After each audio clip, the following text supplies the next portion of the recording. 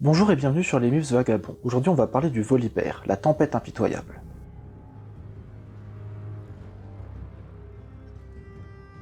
Incarnation de la destruction, de la force et de la tempête, le Volibear s'est juré d'anéantir toute trace de civilisation après avoir contemplé à quel point le rendait les mortels faibles. Il veut redonner aux Freljord et à ses habitants sa prestance d'antan.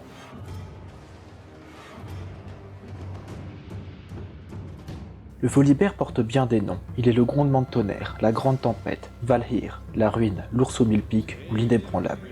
Il est l'incarnation de la destruction, de la force et de la tempête. Le Volibear et ses frères et sœurs virent le jour bien avant l'ère des mortels. On raconte que le Volibear aurait forgé le paysage du Freljord, créant les 5 fjords d'un puissant coup de griffe et que son puissant combat contre Ronde, le serpent magma, donna naissance à de nombreux ravins et vallées. Le sang du serpent magma devint le premier fleuve et son corps forma les monts d'eau de Wyrm. A l'époque, lorsque le Freljord était encore appelé Voliard, de grandes guerres étaient livrées et le Volibear combattait souvent aux côtés de son frère Orn.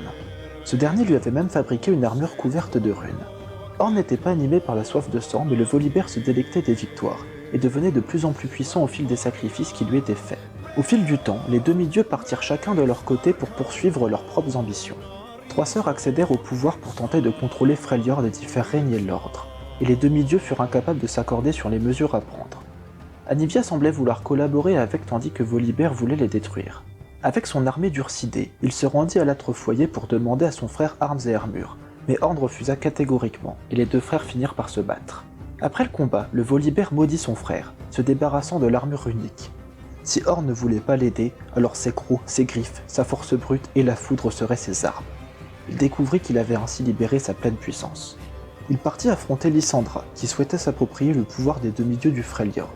Il la vainquit devant sa propre armée et lui ôta la vue d'un coup de griffe, mais il était trop tard pour arrêter les plans de la sorcière de glace. Au fil des siècles, les mortels se mirent à vénérer les 3 sœurs. Les mortels se cachaient désormais derrière des murs et élevaient des bêtes au lieu de braver la nature et de chasser. Volibear réalisa que les mortels avaient été coupés de l'esprit sauvage des terres, et que la civilisation avait rendu les mortels mous et fragiles. Il jura alors d'abattre toute trace de civilisation afin qu'ils redeviennent forts et puissants. De plus en plus de personnes répondent à l'appel du Volibear, et sa puissance ne fait qu'augmenter avec le nombre de fidèles. Il a fait un pacte avec la chef de guerre de la Griffe hivernale, Sejuani, afin de débarrasser le Freljord des faibles. L'heure du changement a sonné, et le sang coulera bientôt à flot.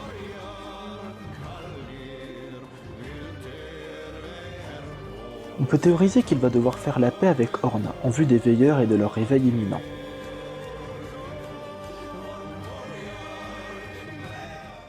Volibear parle parfois en ancien freljordien, et Riot Gelbug nous a donné un peu de lexique. Signifie les choses organiques du monde naturel. Signifie dernière chance de fuir. Signifie trembler devant moi. Signifie Dieu. Et pour terminer, signifie terrible tempête. Les pics que Volibear a dans le dos sont une version de la glace pure propre à lui-même. C'est tout pour cette vidéo sur Volibear, je vous remercie de l'avoir regardée, j'espère qu'elle vous a plu et on se dit à la prochaine.